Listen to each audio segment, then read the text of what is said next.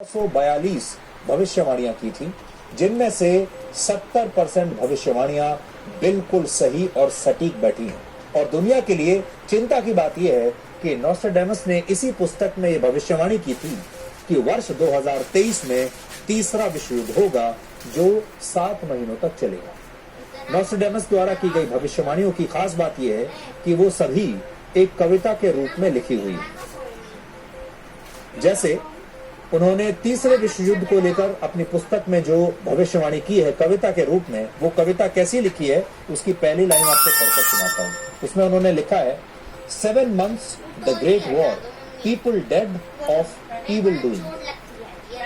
हिंदी में इसका अर्थ हुआ 7 महीनों का महायुद्ध और बुरे कामों की वजह से मरे लोग। ये इस कविता की सिर्फ एक पंक्ति है, लेकिन पूरी कविता का सार ये निकलता है कि वर्ष 2023 में यानी अगले साल दुनिया में एक और विश्व युद्ध होगा जो 7 महीनों तक चलेगा। युद्ध के साथ ही इस पुस्तक में यह भी भविष्यवाणी की गई है कि वर्ष 2022 में यानी इसी साल पूरी दुनिया में महंगाई और भुखमरी अपने चरम पर पहुंच जाएगी और कई देशों में आर्थिक संकट इस कदर गंभीर हो जाएगा कि लोग भूखे प्यासे मरने लगेंगे। और आज आप देखेंगे तो दुनिया में कई देशों में ऐसे ही हालात या तो बन चुके हैं या बन रहे हैं।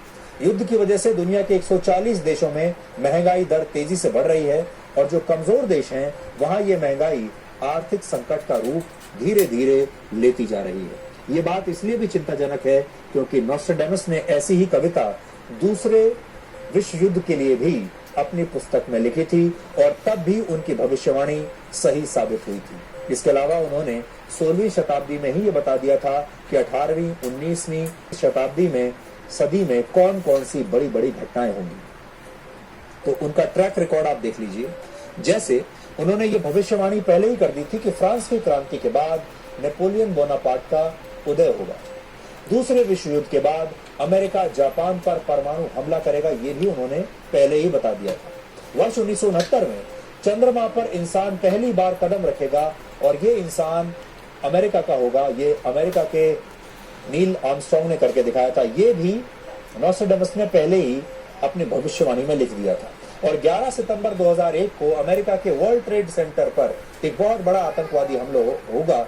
ये भविष्यवाणी भी नोस्ट्राडामस ने 400 वर्ष पहले ही कर दी थी। इसलिए तीसरे विश्व युद्ध की उनकी भविष्यवाणी भी सच साबित हो सकती है। हालांकि हम अब भी यही प्रार्थना करेंगे कि उनकी ये भविष्यवाणी गलत साबित हो जाए, क्योंकि हम तो यही चाहेंगे कि दुनिया में शांति बनी रहे। और इसके लिए अगर उनकी एक भविष्यवाणी गलत भी साबित होती है तो वो दुनिया के लिए अच्छा ही होगा, क्योंकि पिछले 2 दशकों में हमने महामारी का दौर देखा है और अब दुनिया पर तीसरे विश्व युद्ध का ये संकट अगर मंडरा रहा है तो ये न सिर्फ हमारे लिए, पूरी दुनिया के हर इंसान के लिए ये बहुत ही चिंता की बात है।